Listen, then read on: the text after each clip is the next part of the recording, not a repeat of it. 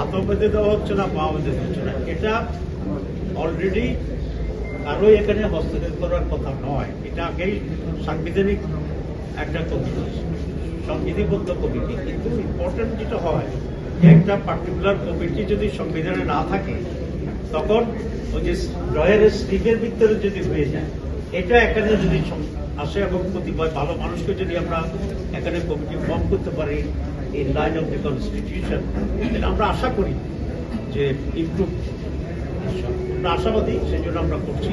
আর আপনার আশঙ্কার সাথে আমি শতভাগ দ্বিমত পোষণ করি। As a citizen I agree with you that যে আমরা ভালো মানুষ না হইলে আসলে অনেক ভালো জিনিসও ভালো থাকে না।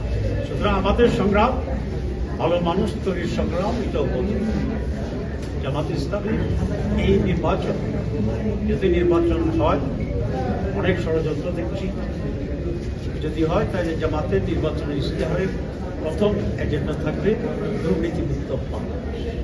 এবং এটা আমরা করতে পারবো এই জন্য যে আমরা যদি টেস্টে ছোটখাটো যেখানে যেখানে আমরা ছিলাম, আমাদের নেতৃবৃন্দ এবং আমাদের লোকেরা দুর্নীতি করে নাই, এবং আমাদের দলে দুর্নীতি করলে দল থেকে বহিষ্কার হয়ে যায়, এই আইন এবং নীতি আমরা ফলো করি।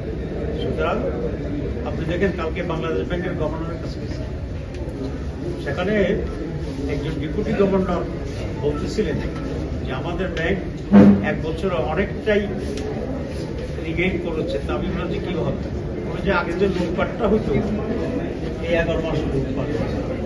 আমি তার কাছ থেকে কিছু শিখলাম, যদি একটা ব্যাংক লুটপাট না হলে কিছুটা গেইন করতে পারে, তাহলে বাংলাদেশে যদি লুটপাট বন্ধ হয়, বাংলাদেশও সার্ভাইভ করবে এবং আপগ্রেড হবে। That will be the first agenda of আমাদের জামাত ইসলামের, কারাপশন ফ্রি বাংলাদেশ। অন্যান্য যেগুলো আছে সেগুলো আছে। সানবিট সব দিবে সামাল। সানবিট ম্যাজিক প্রেস ডিশওয়াশিং এর মাথা ঘোরানো সলিউশন।